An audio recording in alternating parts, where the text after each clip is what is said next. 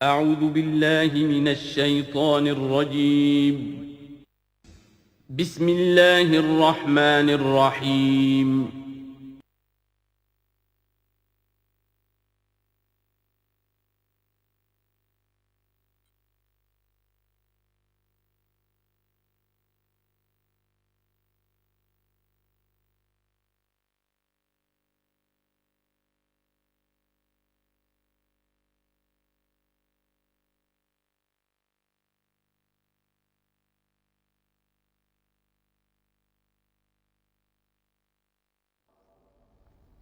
الحمد للہ وکفا والصلاة والسلام حامیم والکتاب المبین انا جعلناہ قرآنا عربیا لعلکم تعقلون وإنہ فی الکتاب لدینا لعلی حکیم وقال تبارک وتعالی کما ورد فی سورة الواقعہ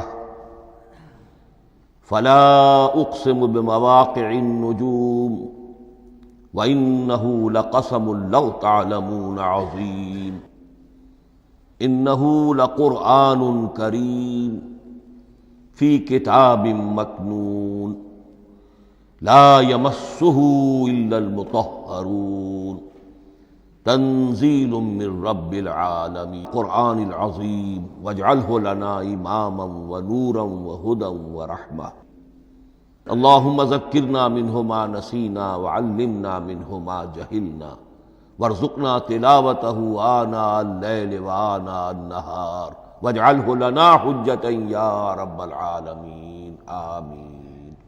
تعارف قرآن کے ضمن میں سب سے پہلی بات جو سمجھنے کی ہے وہ یہ کہ قرآن مجید کے بارے میں ہمارا اجمالی عقیدہ کیا ہے۔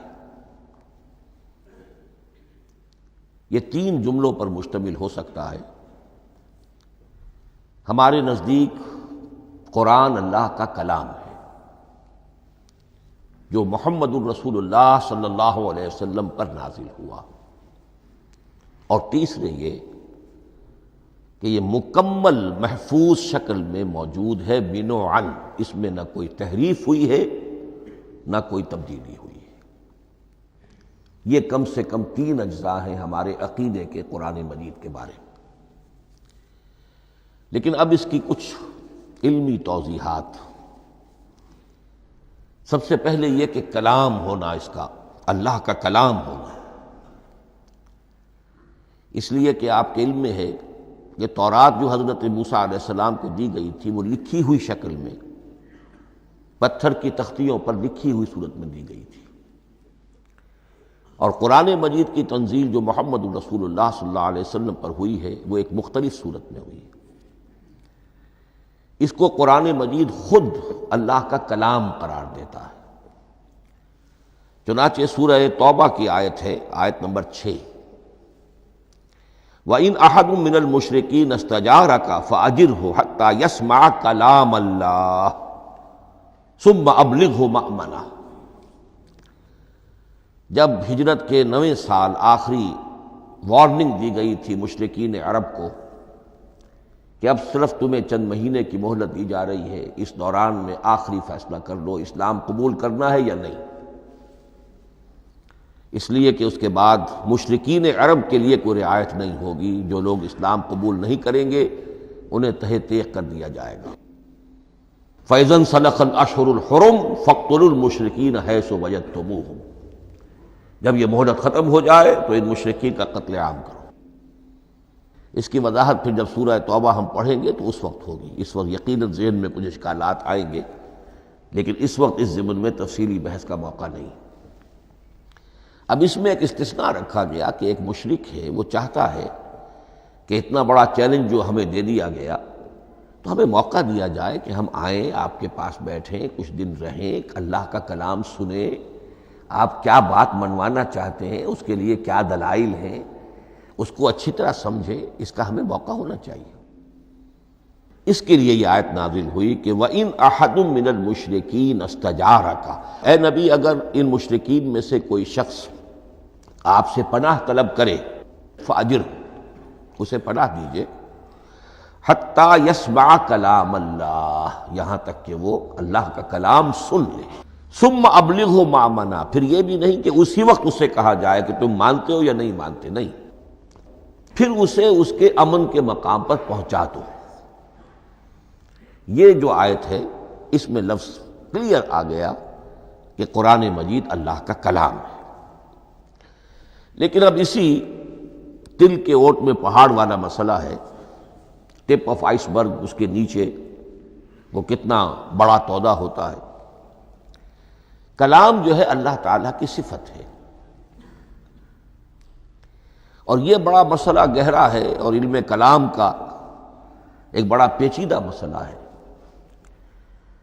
کہ ذات باری تعالیٰ اور اس کی صفات کے مابین کیا ربط و تعلق ہے۔ آیا صفات ذات کا جز ہیں، جزو لا ینفک ہیں، حصہ ہے، یا کچھ زائد بر ذات، جس کو علامہ اقبال نے ایک جگہ کہا ہے صفات ذات حق، حق سے جدا یا عین ذات۔ یہ ہمارے علم کلام کا ایک بڑا پیچیدہ مسئلہ ہے، لیکن یہ کہ اس میں متکلمین کا جو تقریباً اجماعی فیصلہ ہے وہ دو لفظوں میں آتا، لا عین ولا غیر۔ اللہ کی صفات نہ تو اس کی ذات کا عین ہے نہ اس کی ذات سے غیر ہے۔ بہت پیچیدہ شکل ہے، اور یہ بھی اس وقت کا میرا موضوع نہیں ہے، میں صرف کسی اور موضوع کے لیے صرف حوالے دے رہا ہوں۔ بہرحال قرآن مجید کا جو تعلق ہے ذات باری تعالیٰ کے ساتھ، وہ اس مسئلے سے بخوبی واضح ہو جاتا ہے کہ چونکہ یہ اللہ تعالیٰ کی صفت ہے، اور صفت کو ہم یہ نہیں کہہ سکتے کہ وہ ذات باری تعالیٰ سے جدا ہے، یہ بھی نہیں کہہ سکتے کہ اس کی ذات کا جزو لا ینفک ہے۔ کچھ اسی طرح کا تعلق ہے قرآن مجید کا ذات باری تعالیٰ کے ساتھ، لیکن یہ مسئلہ قرآن مجید میں خود بیان ہوا، اور سورہ حشر کی آیت میں تو یہ فرمایا گیا، اللہ تعالیٰ نے اپنے اس کلام کی عظمت کو یوں بیان کیا، وہ عظمت کما ہیا، جیسے کہ وہ فی الواقع ہے، اور جس کا کہ گویا کہ پورا ادراک ہمارے لیے اپنی بہت سی محدودیتوں کی وجہ سے ممکن نہیں ہے۔ لیکن ایک تمثیل کے پیرائے میں سمجھایا، لو انزلنا ھذا القرآن علی جبل لرأیتہ خاشعا متصدعا من خشیۃ اللہ وتلک الامثال نضربها للناس لعلهم یتفکرون۔ اگر ہم نے اس قرآن کو کسی پہاڑ پر اتار دیا ہوتا تو تم دیکھتے کہ وہ دب جاتا اور پھٹ جاتا اللہ کے خوف سے۔ اور یہ مثالیں ہیں جو ہم لوگوں کے لیے بیان کرتے ہیں تاکہ وہ غور کریں، تدبر کریں، سمجھیں۔ ما لا یدرک کلہ لا یترک کلہ، اگرچہ بتمام و کمال عظمت قرآن کا فہم ان کے لیے ممکن نہیں ہے، لیکن کسی درجے میں تو کچھ انعکاس اس کا ہو جائے، کچھ اندازہ ہو جائے، انسان اپنی ذہنی سطح کے اعتبار سے، اس کی مناسبت سے کسی درجے میں عظمت قرآن کا اندازہ کر لے، تو اللہ تعالیٰ کے ان الفاظ کو سامنے رکھے کہ لو انزلنا ھذا القرآن علی جبل لرأیتہ خاشعا متصدعا من خشیۃ اللہ۔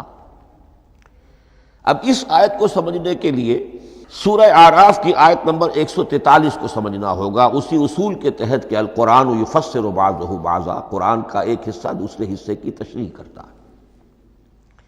وہاں یہ واقعہ بیان ہوا ہے کہ حضرت موسیٰ علیہ السلام کو جب اللہ تعالیٰ نے کوہ طور پر طلب فرمایا 30 راتوں کے لیے، جس میں بعد میں 10 کا اضافہ کر کے وہ ایک 40 رات کا ایک کورس بنا، دن رات، اس موقع پر جو مخاطبہ الہی، مکالمہ الہی سے مشرف ہوئے حضرت موسیٰ علیہ السلام، تو ان کی آتش شوق بھڑکی، اور انہوں نے بڑی جرأت کر کے یہ درخواست کر دی، رب ارنی انظر الیک، پروردگار مجھے اپنا دیدار بھی عطا فرما، مجھے موقع عنایت فرما، میں تجھے دیکھ سکوں۔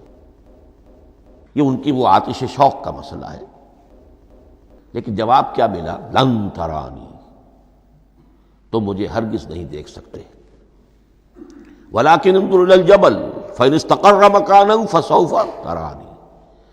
لیکن ظاہر بات ہے کہ حضرت موسیٰ علیہ السلام کو بات سمجھانے کے لیے کچھ مشاہدہ بھی کرانا تھا۔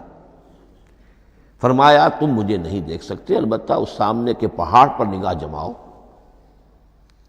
ہم اس پر اپنی ایک تجلی ڈالیں گے۔ یہ اگلی الفاظ کے اندر وضاحت ہے، میں یہاں پہلے سے بیان کر رہا ہوں سمجھانے کے لیے۔ اگر وہ پہاڑ ہماری اس تجلی کو، تجلی کسے کہتے ہیں؟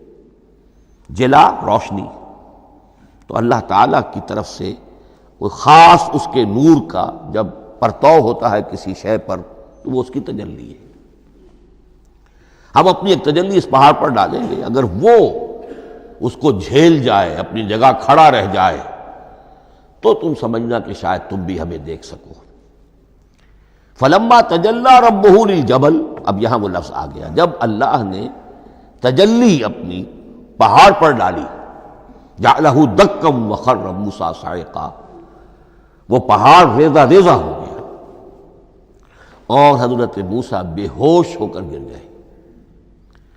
اب یہ بے ہوش ہو کر گر جانا، جبکہ وہ تجلی براہ راست بھی نہیں ہے، بالواسطہ ہے۔ مشاہدہ جو کر رہے حضرت موسیٰ وہ بالواسطہ ہے، تجلی پہاڑ پر ہے، لیکن یہ کہ اس کا بھی بالواسطہ اس کا جو ہوا ہے، اس کی جو تاثیر ہوئی حضرت موسیٰ علیہ السلام پر کہ وہ اس کی تاب نہ لا سکے اور بے ہوش ہو کر گر گئے۔ یہاں سے یہ بات سمجھ میں آتی ہے کہ یہ تجلی یہ ذات باری تعالیٰ تھی جس نے کوہ طور کو جلا کر بھسم کر دیا یا ٹکڑے ٹکڑے کر دیا، ریزہ ریزہ کر دیا۔ اب ذات الہی کے ساتھ جو تعلق ہے کلام الہی کا، اور یہ صفت جو لا عین ولا غیر کے درجے میں ہے ذات کے ساتھ، تو وہی تاثیر اس کلام الہی کی بھی ہے۔ لو انزلنا هذا القرآن على جبل لرأيته خاشعا متصدعا من خشية الله وتلك الامثال نضربها للناس لعلهم يتفكرون۔ اس حقیقت کو اس دور میں میں اپنے مطالعے کی محدودیت کا اعتراف کرتے ہوئے عرض کر رہا ہوں کہ میرے نزدیک جس قدر پرشکوہ انداز میں علامہ اقبال نے بیان کیا ہے اسی کیفیت کو وہ شاید اس کی کوئی مثال نہ مل سکے۔ فاش گویم آنچ در دل مزمرست، یہ کتابیں نیست چیزیں دیگر است، میں صاف ہی کہہ دیتا ہوں جو میرے دل میں چھپی ہوئی بات ہے۔ فاش گویم آنچ در دل مزمرست، یہ کتابیں نیست، اس قرآن کو کتاب نہ سمجھنا، یہ کچھ اور شے ہے، چیزیں دیگر است۔ اب وہ چیزیں دیگر کیا ہے؟ وہی جو میں نے عرض کیا، ذات باری تعالی اور کلام کا صفت باری تعالی ہونا، اس کے بنا پر جو مناسبت ہے، جو قرب ہے، جو مشابہت ہے۔ مثل حق پنہاؤ ہم پیداستو، زندہ و پائندہ و گویاستو۔ اس کلام میں اللہ تعالیٰ کی ساری صفات کا انعکاس موجود ہے۔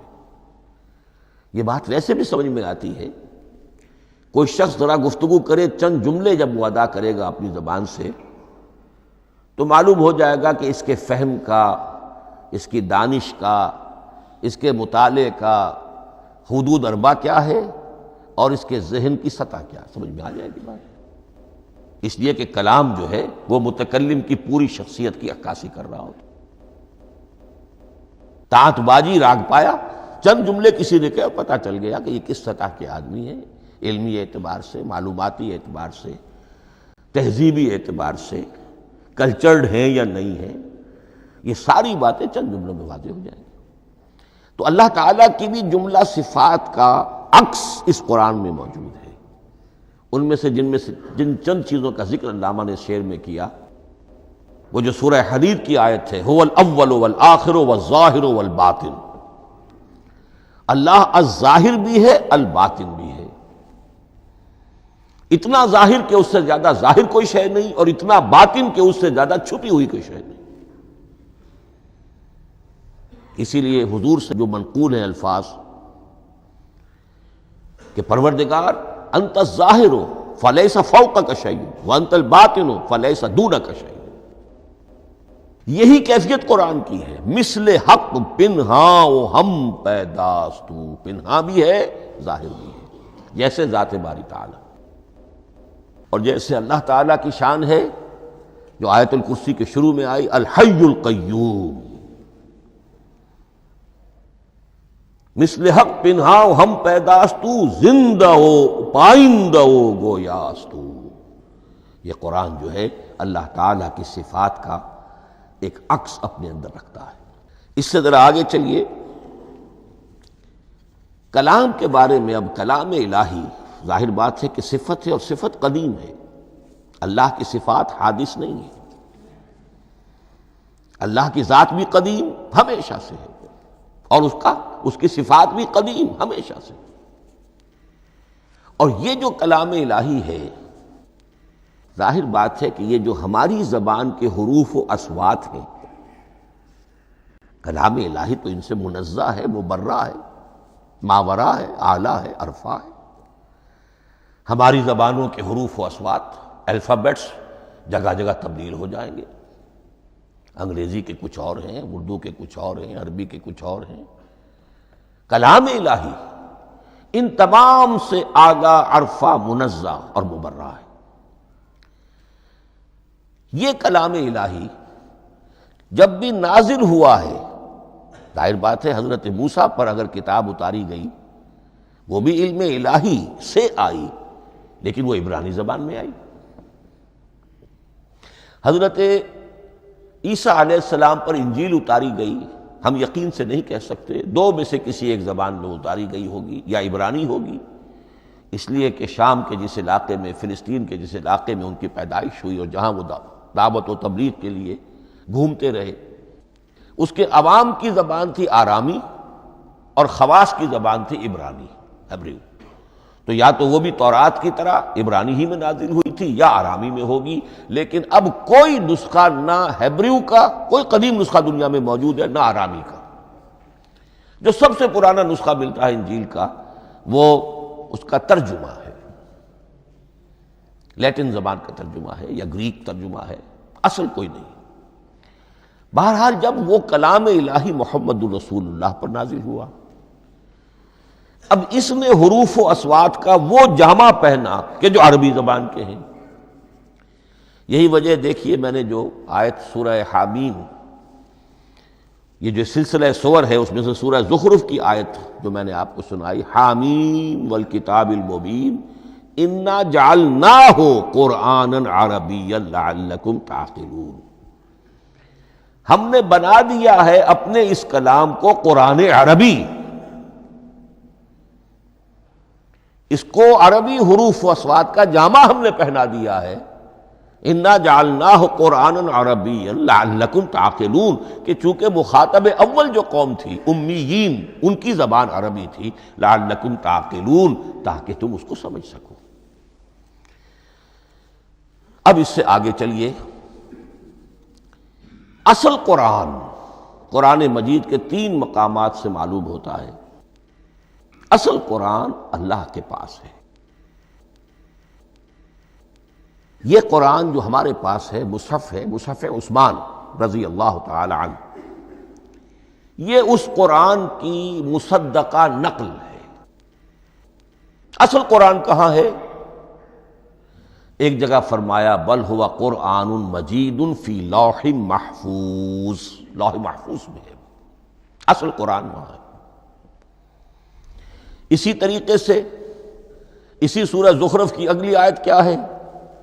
ہم نے اسے عربی قرآن بنا کر اتارا، لیکن اصل قرآن کیا ہے؟ وَإِنَّهُ فِي أُمِّ الْكِتَابِ لَدَيْنَا لَعَلِيٌّ حَكِيمٌ، حقیقت میں تو یہ ام الکتاب میں ہے جو ہمارے پاس ہے، اور علی ہے، بہت بلند، حکیم، بڑی حکمت والا، یا محکم، مضبوط۔ حکیم کے دونوں معنی ہیں۔ استحکام بھی اسی ہے کاف اور میم کے مادے سے بنا ہے، کسی شے کا پختہ ہو جانا، مضبوط ہو جانا، اور عقل کی پختگی وہ حکمت ہے، وہ دانائی ہے۔ اس اعتبار سے نوٹ کیجئے، اصل قرآن کہاں ہے؟ لوح محفوظ میں۔ اصل قرآن کہاں ہے؟ ام الکتاب میں۔ اسی کو کہا گیا ہے ایک اور مقام پر فی صحف مکرمۃ مرفوعۃ مطہرۃ بایدی سفرۃ کرام بررہ۔ یہ قرآن، اصل قرآن تو بڑے صحیفوں میں، ان صحیفوں میں ہے، ان صفحات میں ہے، ان اوراق میں ہے، جس کی شان کیا ہے؟ مکرمۃ، جن کی انتہائی تعظیم کی جاتی ہے، مطہرۃ، نہایت پاک صحیفے، فی صحف مکرمۃ مرفوعۃ، بلند و بالا، مطہرۃ بایدی سفرۃ کرام بررہ، ان فرشتوں کے ہاتھ میں جو بہت باعزت، بہت اونچے درجے کے، ان کے ہاتھوں میں ہے۔ وہ لوگ ہیں کہ جن کی تحویل میں ہے یہ کلام پاک، فی صحف مکرمۃ مرفوعۃ مطہرۃ بایدی سفرۃ کرام بررہ۔ اب اسی کو بیان کیا ہے سورہ واقعہ میں، فلا اقسم بمواقع النجوم، تو نہیں، میں قسم کھاتا ہوں ستاروں کے ڈوبنے کی جگہ کی۔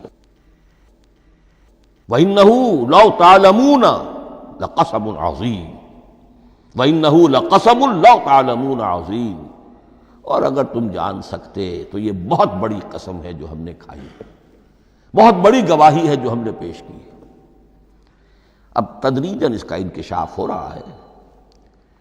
یہ آج جو تصور ہے بلیک ہولز کا، اس سے کچھ اندازہ ہوتا ہے یہ ستارے کہاں ڈوب جاتے ہیں، بڑے بڑے ستارے نسیم منسیہ ہو جاتے ہیں، ستارے نہیں، پوری گیلیکسیز اس میں گم ہو جاتے ہیں، وہ مقبرے ہیں بڑی بڑی گیلیکسیز کے۔ فلا اقسم بمواقع النجوم وانہ لقسم لو تعلمون عظیم انہ لقرآن کریم، یہ قرآن ہے بہت باعزت، فی کتاب مکنون، اور یہ اس کتاب میں جو چھپی ہوئی ہے۔ یہ لؤلؤ مکنون کا لفظ آتا ہے قرآن مجید میں، جیسے موتی ہوتے ہیں انہیں چھپا کر رکھا جاتا ہے ڈبیوں میں، مخملی ڈبیوں کے اندر موتیوں کو، اسی طریقے سے فی کتاب مکنون، لا یمسہ الا المطہرون، وہ صحیفے بھی بہت مطہرہ تھے اور ان کو چھو نہیں سکتے مگر وہی جو انتہائی پاک ہیں، ملائکہ مقربین، جن کے قریب سے بھی ہو کر معصیت یا گناہ کا کوئی تصور تک نہیں گزر سکتا، وہ ہیں جو اس کو چھوتے ہیں، ان کے ہاتھوں میں ہے، ان کی تحویل میں ہے۔ یہ ہے وہ چیزیں کہ جس سے اندازہ ہوا کہ اصل قرآن کہاں ہے۔ یہ جو ہمارے پاس ہے در حقیقت یہ نقل مطابق اصل ہے، مصدقہ نقل ہے۔ اب اس میں آپ سے عرض کر دوں کہ ایک بہت خوبصورت بات ہمیں جو ملتی ہے، تورات میں جو استثناء، جو صفر استثناء ہے، ڈیوٹرانومی، اس کے 18ویں باب میں 18ویں اور 19ویں آیات جو ہیں اس میں ذکر موجود ہے، میں ان کے لیے انہی کے بھائیوں میں سے تیری مانند ایک نبی برپا کروں گا۔ اللہ تعالیٰ کلام فرما رہے ہیں یہاں حضرت موسیٰ علیہ السلام سے، آج بھی موجود ہے، اولڈ ٹیسٹمنٹ، ڈیوٹرانومی یا کتاب استثناء، صفر استثناء، اس کا 18واں باب، اس کی 18ویں اور 19ویں آیات، جب چاہیں جا کر دیکھ لیں۔ میں ان کے لیے ان کے بھائیوں ہی میں سے تیری مانند ایک رسول اٹھاؤں گا، میں ان کے لیے انہی کے بھائیوں میں سے تیری مانند ایک نبی برپا کروں گا اور اپنا کلام اس کے منہ میں ڈالوں گا، اور جو کچھ میں اس سے کہوں گا وہی وہ ان سے کہے گا۔ یہ ہے جو پیشین گوئی ہے محمد الرسول اللہ صلی اللہ علیہ وسلم کی، اور یہاں وہ فرق واضح کر دیا گیا، اے موسیٰ تم سے تو یا تو ہم نے کلام کیا ہے یا تمہیں جو کتاب دی ہے وہ لکھی ہوئی دی ہے،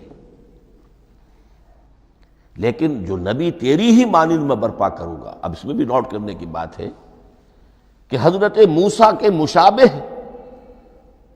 نبی اکرم صلی اللہ علیہ وسلم کے سوا کوئی نبی نہیں۔ صاحب کتاب وہ بھی تھے، صاحب کتاب محمد بھی ہیں، صاحب امت وہ بھی تھے، اور صاحب امت محمد رسول اللہ ہے، تیری مانند صاحب شریعت۔ حضرت عیسیٰ صاحب شریعت نہیں تھے، شریعت موسوی ہی کو نافذ کرنے کے لیے آئے تھے، ان کی حیثیت دین موسوی کے مجدد کی تھی. ویسے نبی تھے، اللہ کے فضل و کرم سے نبی تھے، اس میں کوئی شک نہیں، رسول تھے، لیکن یہ کہ ان کے کام کی نوعیت کیا تھی. اس لیے کہ کوئی نئی شریعت لے کر نہیں آئے. اب بھی انجیل میں الفاظ موجود ہیں، don't think I have come to destroy law. The Mosaic law جسے یہ کہتے ہیں، شریعت موسوی، وہ تم پر نافذ رہے گی، تم اس کی پابندی کرو گے. چونکہ صاحب شریعت رسول یا موسیٰ یا محمد صلی اللہ علیہ وسلم علیہ الصلوۃ والسلام، تو میں ان کے بھائیوں میں سے، اب بھائی کون ہوں گے؟ ظاہر بات ہے بنی اسرائیل، ان کے کزنز کون ہیں؟ بنی اسماعیل. بنی اسرائیلی تو جو بھی نبی ہے وہ انہی میں سے ہے، ان کے بھائیوں میں سے. تو بھائی تو ہوگا، ان کا کزن ہوگا. اب وہ کون ہے؟ بنی اسماعیل. تو ان کے بھائیوں میں سے گویا کہ غیر اسرائیلی جو ان کے قریب ترین قرابت دار ہوں گے وہ بنو اسماعیل ہیں. تیرے مانند صاحب شریعت نبی میں برپا کروں گا، لیکن اس پر جو میرا کلام اترے گا وہ کس شکل میں اترے گا؟ میں اپنا کلام اس کے منہ میں ڈالوں گا، اور پھر وہ جو کچھ کہے گا وہ وہی کہے گا جو میں نے کہا ہے. اب اس کے حوالے سے ایک بہت اہم بات سمجھ لیجئے، اور قرآن مجید کے دو اہم مقامات کی وضاحت اس سے ہو جائے گی. یہ کلام اللہ، قرآن مجید میں اس کو قول جبرائیل بھی کہا گیا ہے. کلام اللہ حضرت جبرائیل کے ذریعے سے جب ادا ہوا ہے تو قول جبرائیل ہے، اور پھر جب وہ محمد الرسول اللہ کی زبانی ادا ہوا تو قول رسول ہے، قول محمد ہے صلی اللہ علیہ وسلم. یہ قول اللہ بھی ہے، قول جبرائیل بھی ہے، اور قول محمد بھی ہے بیک وقت. یہ بات دیکھیے سورۃ تکویر، اذا الشمس کورت، انہ لقول رسول کریم ذی قوت عند ذی العرش مکین مطاع ثم امین وما صاحبکم بمجنون. یہ یہاں پر حضرت جبرائیل کا ذکر ہو رہا ہے. وما ہوا بقول شیطان الرجیم، محمد تک اس قرآن کو لانے والا تو وہ بلند پائے کا فرشتہ ہے، یہ کوئی شیطان رجیم نہیں ہے. اس لیے کہ مکے والوں نے کہہ دیا تھا ہو سکتا ہے کوئی بدروح آئی ہو محمد پر، اور اس بدروح نے کوئی الٹی سیدھی بات سکھا دی ہو. نہیں، انہ لقول رسول کریم. یہاں رسول کریم کون ہے؟ حضرت جبرائیل.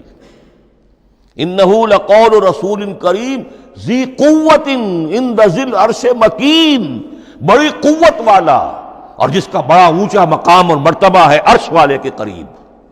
ذی قوت عند ذی العرش مکین مطاع ثم امین.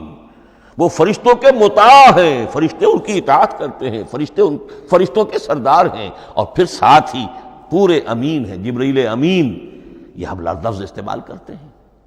اور اس کے بعد آگے جا کے فرمایا وما ہوا بقول شیطان الرجیم، یہ کسی شیطان رجیم کا قول نہیں ہے. اب یہاں اس سورہ تکویر میں قرآن کو قول جبرائیل قرار دیا گیا.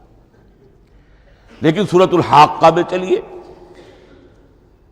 اس کے آخر میں آتا ہے انہ لقول رسول کریم وما ہوا بقول شاعر قلیلا ما تؤمنون ولا بقول کاہن قلیلا ما تذکرون تنزیل من رب العالمین.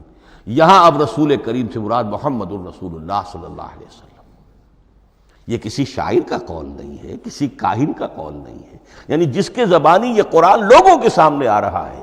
جبرائیل کا قول ہو کر تو محمد پر نازل ہوا صلی اللہ علیہ وسلم، لیکن اب لوگوں کے سامنے وہ قول محمد بن کر آ رہا. انہ لقول رسول کریم وما ہوا بقول شاعر قلیلا ما تؤمنون ولا بقول کاہن قلیلا ما تذکرون تنزیل من رب العالمین. تو قرآن مجید کلام اللہ ہے، پھر وہ قول جبرائیل بنا جب جبرائیل نے آ کر محمد کو سنایا، اور پھر وہ قول محمد بنا جب محمد کی زبان مبارک سے لوگوں نے اسے سنا، اہل عرب نے سنا، اور پھر وہ بات پھیلتی چلی گئی. اب آخری بحث اس موضوع پر جو ہے وہ یہ ہے، کلام الہی کی 3 صورتیں ہیں جو قرآن مجید میں سورہ شورى کی آیت نمبر 51 میں بیان ہوئی ہے. وما كان لبشر ان يكلمه اللہ کسی بشر، کسی انسان کی یہ حیثیت نہیں ہے، مقام نہیں ہے کہ اللہ اس سے کلام کرے۔ یہ نہیں کہا کہ اللہ کے لیے ممکن نہیں ہے، نہیں، اللہ کے لیے تو ہر شے ممکن ہے، لیکن کسی بشر کا یہ مقام نہیں ہے کہ اللہ اس سے کلام کرے۔ مخلوق ہے، بشر ہے۔ ما کان لبشر ان یکلمہ اللہ الا اب تین شکلیں آئیں، الا وحیا او من وراء حجاب او یرسل رسولا فیوحی باذنہ ما یشاء انہ علی حکیم۔ تین صورتیں ہیں کلام الہی کی۔ یا تو براہ راست اللہ وحی کرتا ہے بغیر کسی فرشتے کی درمیان میں ذریعہ بنائے ہوئے، اسی کا نام الہام ہے، اسی کا نام تحدیث ہے۔ یہ غیر نبی کے ساتھ بھی ہوتا ہے۔ حضور نے فرمایا ہر نبی کی امت میں محدث ہوتے تھے جن سے اللہ کلام کرتا تھا، اور میری امت کا محدث عمر ہے رضی اللہ تعالی عنہ۔ محدث، محدث نہیں، محدث کے معنی ہے علم حدیث کا ماہر۔ امام بخاری محدث ہیں، امام مسلم محدث ہیں۔ محدث تحدیث سے مفعول بنا، جس سے بات کی جاتی ہے، محدث۔ اللہ بات کرتا ہے، اللہ دل میں ڈال دیتا ہے، القاء ہو جاتا ہے، الہام ہو جاتا ہے، کوئی فرشتہ درمیان میں نہیں، براہ راست۔ دوسری شکل کلام کی کیا ہے؟ او من وراء حجاب۔ یہ ہمارے علم کی حد تک صرف حضرت موسیٰ علیہ السلام کی شان ہے، استثنائی شان ہے۔ وَكَلَّمَ اللَّهُ مُوسَىٰ تَكْلِيمًا، اور موسیٰ کے ساتھ تو اللہ نے کلام فرمایا جیسے کہ کلام کیا جاتا ہے۔ فرق کیا تھا؟ من وراء حجاب، پردہ تھا، دیکھ نہیں سکتے تھے۔ تبھی تو ان کی وہ آتش شوق بھڑکی تھی۔ کیا قیامت ہے کہ چلمن سے لگے بیٹھے ہیں، صاف چھپتے بھی نہیں، سامنے آتے بھی نہیں، کلام بھی فرما رہے ہیں، لیکن یہ کہ بات مجھے دیدار عطا کرنے کے لیے تیار نہیں، رب ارنی انظر الیک۔ لیکن یہ جو کلام ہے ہمارے علم کی حد تک براہ راست اس دنیا میں حضور سے ہوا ہے معراج کی شب، لیکن وہ 7ویں آسمان پر ہوا۔ اس دنیا میں ہمارے علم کی حد تک یہ کلام براہ راست من ورائے حجاب صرف حضرت موسیٰ علیہ السلام کی استثنائی شان ہے۔ اور تیسرا ہے او یرسل رسولا فیوحی باذنہ ما یشاء، یا تیسری صورت یہ کہ اللہ کسی پیغامبر کو بھیجتا ہے جو وحی کرتا ہے جو اللہ چاہتا ہے۔ یہ تیسری شکل ہے وحی کی۔ قرآن مجید اس تیسری شکل میں نازل ہوا ہے محمد الرسول اللہ صلی اللہ علیہ وسلم پر۔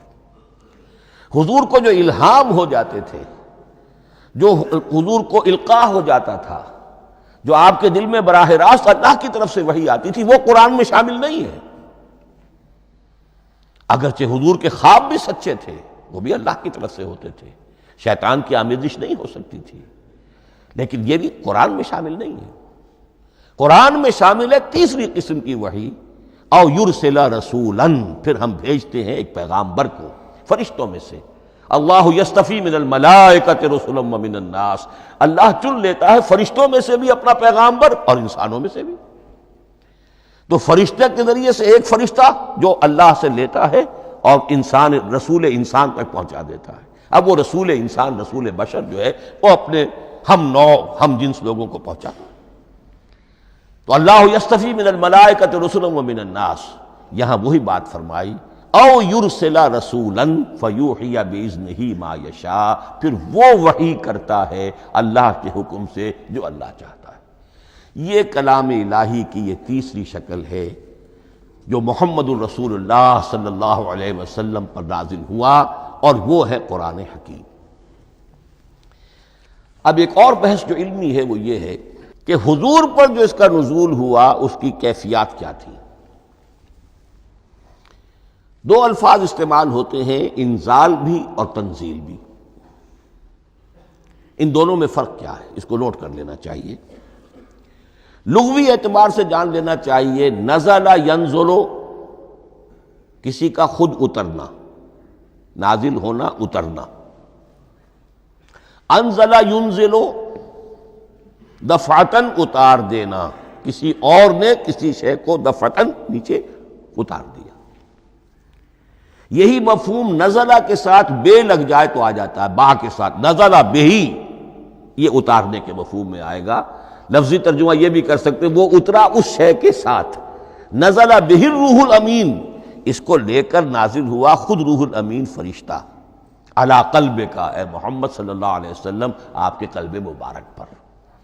تو نزل بے اور انزال اس کے معنی ایک ہی ہے، لیکن اگلا لفظ ہے تنزیل، نزل ینزل تنزیلا، اس کے معنی ہے رفتہ رفتہ، تدریجاً، نجمن نجمن، تھوڑا تھوڑا کر کے، وقفے وقفے سے اتارنا۔ جیسے عربی میں اعلام کہیں گے کسی کو کچھ بتا دینا، باخبر کر دینا، مطلع کر دینا، بھائی مطلع کر دیا میں نے، اب تم جانو تمہارا کام، یہ اعلام کہلائے گا۔ تعلیم کسے کہتے ہیں؟ سکھانا، درجہ بدرجہ، دیکھنا اس کی استعداد کیا ہے، آج یہ کیا بات سمجھ سکتا ہے، میں اتنے ہی درجے تک سمجھاؤں، اب کل میں اسے مزید سمجھاؤں گا، پرسوں مزید سمجھاؤں گا، یہ درجہ بدرجہ کسی شے کو سمجھانا، یہ تعلیم ہے۔ تو انزل ینزل انزالا، یہ ہے اتار دینا دفعتاً، اور نزل ینزل تنزیلا، یہ ہے تدریجاً اتارنا۔ اب قرآن مجید کے لیے یہ دونوں الفاظ مستعمل ہیں، لیلۃ القدر اور لیلۃ المبارکہ، اب یہ دو بھی نوٹ کر لیجئے، قرآن مجید میں چونکہ اہم مضامین کم سے کم دو جگہ پر ضرور آتے ہیں۔ انا انزلناہ فی لیلۃ القدر، یہاں انزلنا ہے، نزلنا نہیں ہے، انزلنا ہے، ہم نے اتارا اس کو لیلۃ القدر میں۔ اور باقی صورت تو آپ کو یاد ہوگی، وما ادراک ما لیلۃ القدر، لیلۃ القدر خیر من الف شہر، تنزل الملائکۃ والروح فیہا باذن ربہم من کل امر، سلام ہی حتی مطلع الفجر۔ لیکن یہ اہم مضمون قرآن مجید میں دوسری جگہ بھی ہے، سورہ دخان کے شروع میں فرمایا حامیم والکتاب المبین انا انزلناہ فی لیلۃ مبارکۃ انا کنا منذرین فیہا یفرق کل امر حکیم امرا من عندنا انا کنا مرسلین رحمتا من ربک انہ هو السمیع العلیم۔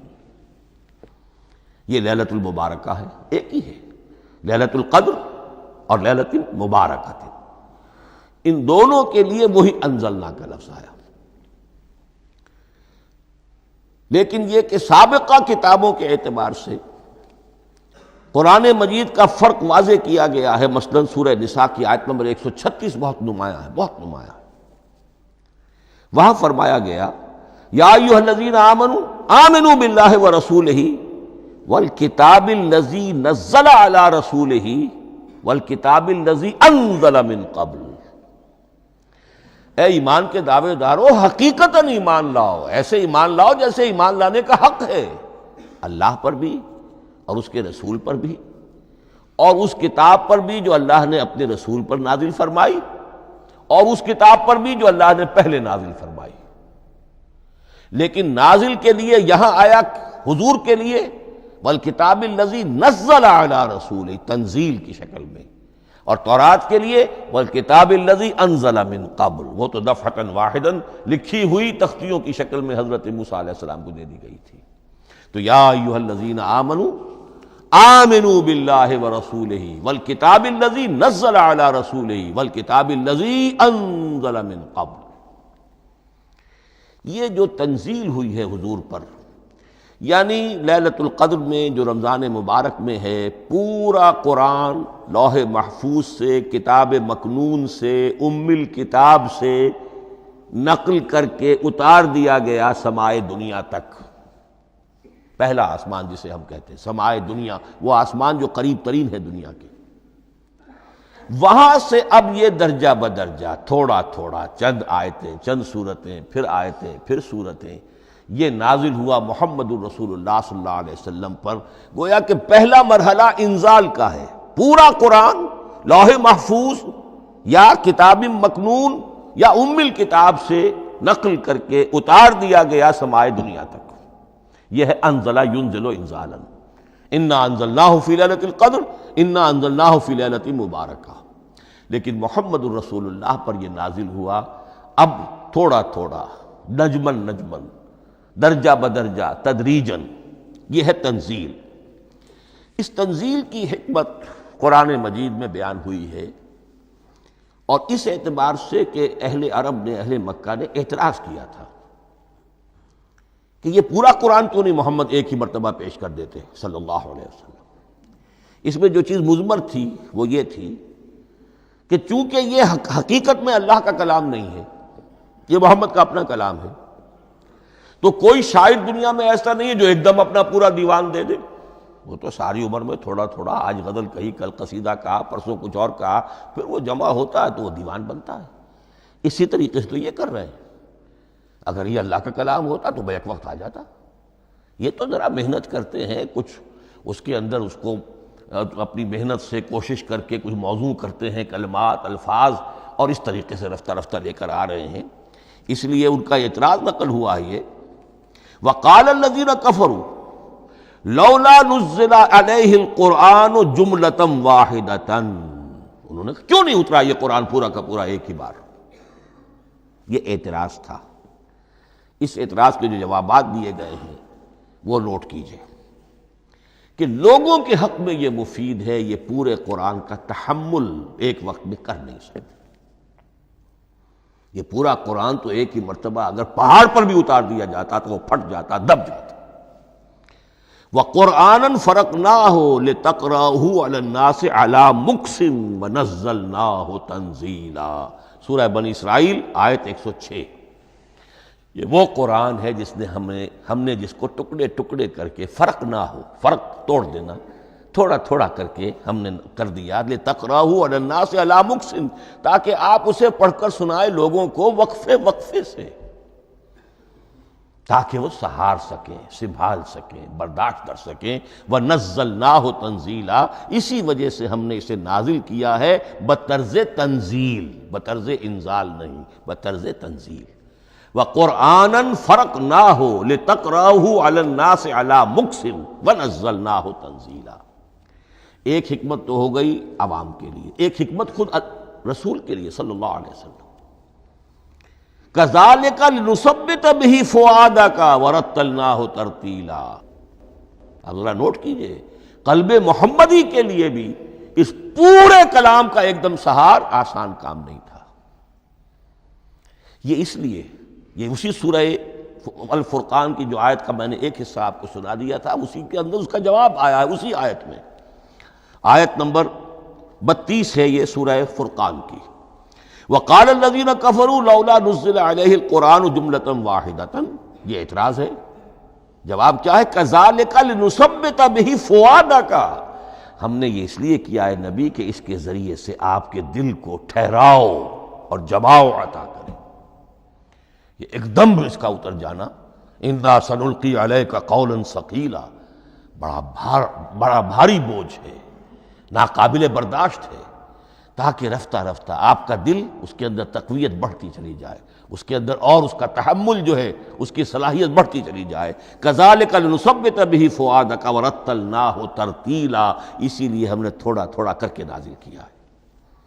ولا یاتونک بمثل الا جئناک بالحق واحسن تفسیرا، ساتھ ہی فرمایا کہ یہ لوگ جو بھی اعتراض کریں گے ہم اس کا جواب بھی اور بہترین تعویل بھی آپ کو دے دیں گے۔ اب اگلی بحث یہ ہے، یہ قرآن کب اور کہاں نازل ہوا؟ یہ عام معلوماتی شے ہے، اس میں کوئی پیچیدگی نہیں ہے، لیکن اس کی اہمیت ہے، بہت ضروری ہے۔ وہ میں انشاءاللہ اگلی بحث میں جب کہ قرآن کے سمجھنے کے جو اصول ہیں ان کو بیان کروں گا تو وضاحت سے بات آئے گی۔ یہ کہ یہ عام معلوماتی ایک ہمارے ذہن میں خاکہ رہنا چاہیے، زمان و مکان کا کیا رشتہ ہے قرآن کے ساتھ۔ قرآن نازل کب ہوا؟ ہمارا چونکہ عام طور پر جو معمول ہے، ہم تو جو کرسچین ایرا ہے اس کے حوالے سے ہمارے ذہن کے اندر سارا حساب کتاب ہے، تو سن 610 عیسوی سے لے کر 632 عیسوی تک شمسی حساب سے 22 سالوں میں قرآن نازل ہوا ہے۔ 571 حضور کی ولادت کا سال ہے، 571 عیسوی۔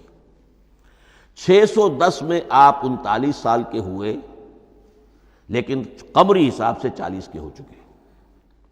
610 میں قرآن کی تنزیل شروع ہوئی اور 632 میں آپ کا انتقال ہوا. 22 برس زمانی اعتبار سے نقشہ ذہن میں رکھیے. اور اسے ہم اگر دوسرے حساب سے کہیں گے تو عام الفیل، وہ جو ابرہہ آیا تھا بیت اللہ کو ڈھانے کے لیے، وہ سال عربوں میں بہت مشہور ہو گیا تھا اور وہی سال حضور کی ولادت کا ہے.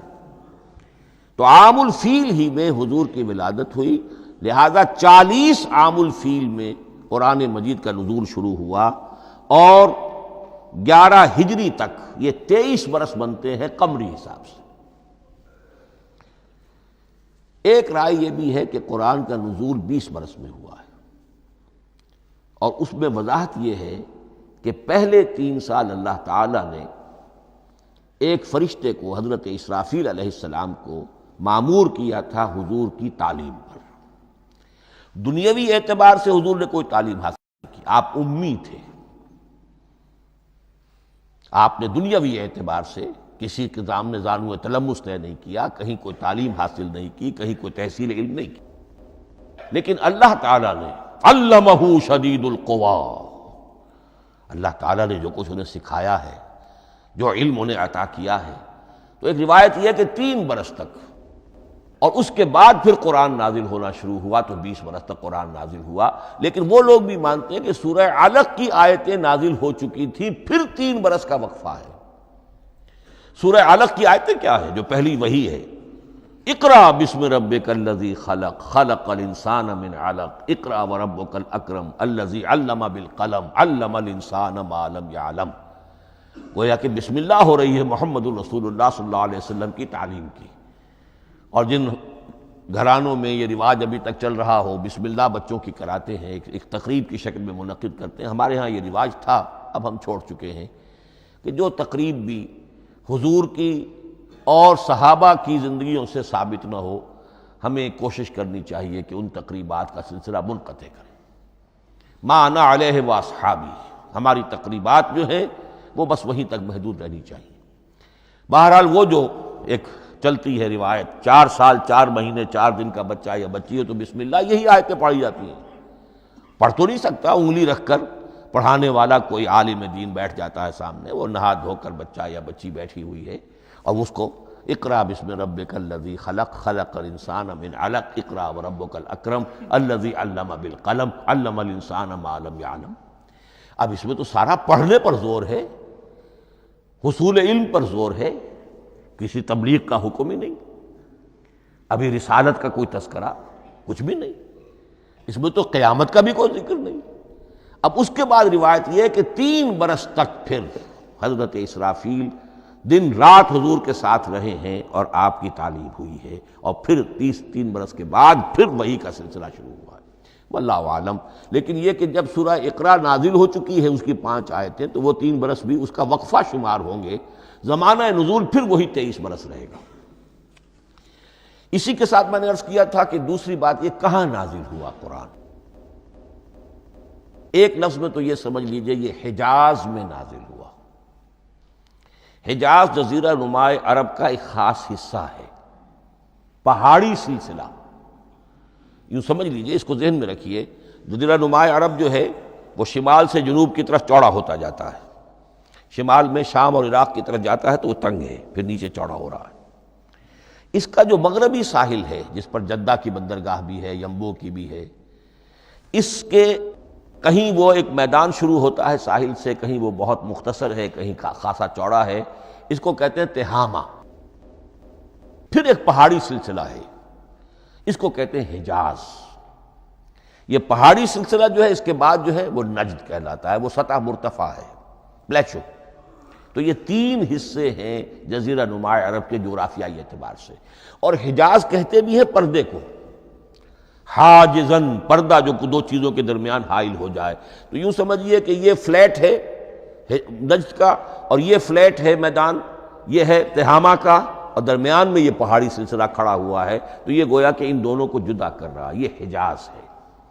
اس حجاز ہی کا شہر مکہ ہے، اس حجاز ہی کا شہر مدینہ ہے، اس حجاز ہی کا شہر طائف ہے، اس حجاز ہی کی آخری ٹپ سمجھ لیجئے تبوک ہے. تو حضور صلی اللہ علیہ وسلم کی پوری زندگی آغاز وحی کے بعد سے لے کر وہ اسی علاقے کے اندر، پہلے آپ مکے میں تھے، قرآن مجید کی جو صورتیں اس دور میں نازل ہوئیں یا آیتیں نازل ہوئیں وہ مکیات کہلاتی ہیں۔ پھر آپ نے ہجرت کی، اور ہجرت کر کے جب آپ جا رہے تھے اس دوران میں بھی کچھ قرآن نازل ہوا اثناء ہجرت میں۔ پھر آپ مدینے تشریف فرما ہوئے، اب وہ ہم کہتے ہیں مدنی قرآن، لیکن مدنی قرآن سارا مدینے میں نازل نہیں ہوا۔ آپ کبھی جا رہے کسی مہم پر، کسی جنگ کے لیے، غزوہ بدر کے لیے آ گئے ہیں، تو وہاں جو آیات نازل ہو رہی ہیں وہ مدینے میں تو نہیں ہو رہی۔ براڈ تقسیم تو یہی ہے، مکی مدنی۔ ہجرت سے قبل جو کچھ نازل ہوا وہ مکی، ہجرت کے بعد جو کچھ نازل ہوا وہ مدنی۔ لیکن صرف مدنی کہنا صحیح نہیں ہے۔ اثناء سفر تبوک، اتنا طویل سفر ہے آپ کا، اس کے دوران آتے جاتے قرآن نازل ہوتا رہا۔ لیکن یہ بات نوٹ کر لیجئے کہ پورا قرآن حجاز ہی میں نازل ہوا ہے۔ یہ تمام شہر، یہ تمام علاقہ حجاز کہلاتا ہے۔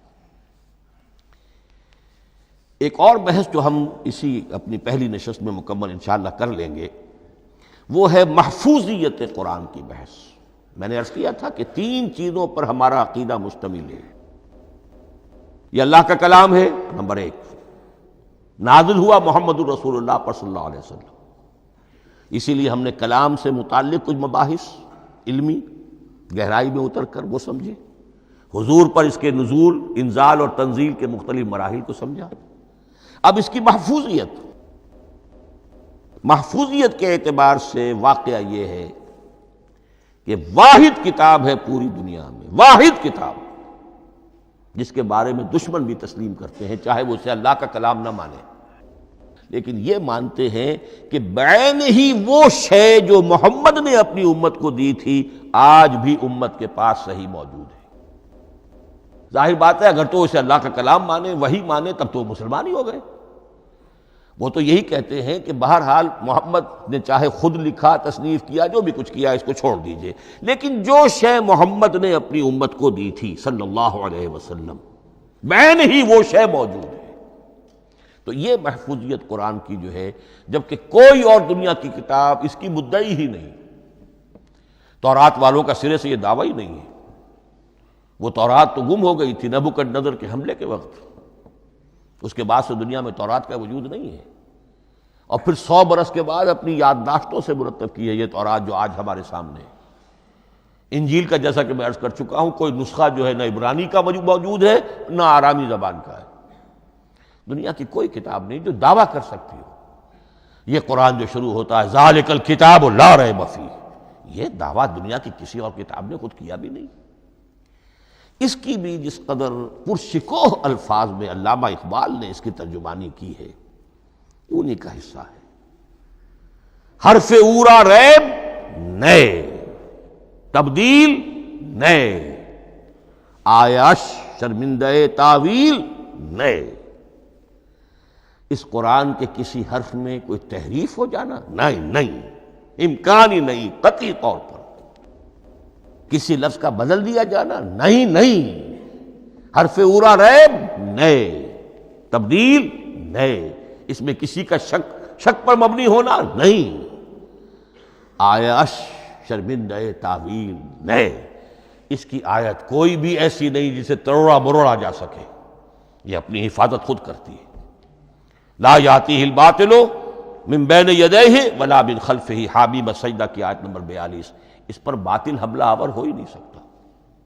انا نحن نزلنا الذکر وانا لہ لحافظون، ہم ہی نے یہ الذکر نازل کیا ہے اور ہم ہی اس کی حفاظت کرنے والے ہیں۔ جہاں تک پہلے ٹکڑے کا تعلق ہے اس آیت مبارکہ کا، اس میں تو تورات بھی آئے گی۔ تورات کس نے نازل کی؟ اللہ نے نازل کی۔ انجیل کس نے نازل کی؟ اللہ نے نازل کی۔ انا انزلنا التوراۃ فیہا ھدی ونور، یہ سورہ مائدہ میں الفاظ ہیں۔ انجیل کے بارے میں بھی ہم نے انجیل عطا کی عیسیٰ کو، فیہ ھدی ونور، لیکن یہ کہ انا نحن نزلنا الذکر، اس کو اس قدر تاکید کے ساتھ کہہ کر وَإِنَّا لَهُ لَحَافِظُونَ، اور ہم ہی اس کے محافظ ہیں۔ لیکن اس موضوع پر اہم ترین مقام جو ہے قرآن مجید کا، وہ سورہ قیامہ کی یہ آیات ہے، لا تحرک بہ لسانک لتعجل بہ۔ جب قرآن نازل ہوتا تھا حضور جلدی جلدی زبان کو حرکت دیتے تھے، یاد کر لیں، مبادا کہیں بھول جاؤ۔ مبادا کوئی لفظ جو ہے تبدیل ہو جائے۔ یہ مشقت جو آپ جھیل رہے تھے اس سے اللہ نے روک دیا از راہ شفقت اور محبت۔ لا تحرک بہ لسانک لتعجل بہ ان علینا جمعہ وقرآنہ، ہمارے ذمے ہے اس کو جمع کر دینا، آپ کے سینے میں جمع کر دیں گے اس کو۔ اور صرف جمع کرنا نہیں، قرآن، ترتیب۔ قرآن ہوتا ہے پڑھا جاتا ترتیب سے، یعنی ترتیب نزولی۔ یہ بعد میں ہماری علیحدہ بحث بھی آئے گی کہ ترتیب نزولی اور ہے، ترتیب مصحف اور ہے۔ یہ ترتیب بھی ہم کروا دیں گے، یہ بھی ہمارے ذمے ہے۔ ان علینا جمعہ وقرآنہ فاذا قرأناہ فاتبع قرآنہ، پھر جب ہم جس ترتیب سے پھر آپ کو پڑھائیں اسی ترتیب کی پیروی کیجیے۔ یہ جو ہے کہ قرآن کا جمع اور تدوین، یہ بھی اللہ تعالیٰ نے اس کی ضمانت لی، اور اس کی ترتیب بھی اللہ تعالیٰ ہی کی ضمانت سے ہے۔ اس اعتبار سے محفوظیت قرآن کے یہ دونوں پہلو ہمارے سامنے رہنے چاہیے۔ بارک اللہ لی ولکم فی القرآن العظیم ونفعنی وإیاکم بالآیات والذکر الحکیم۔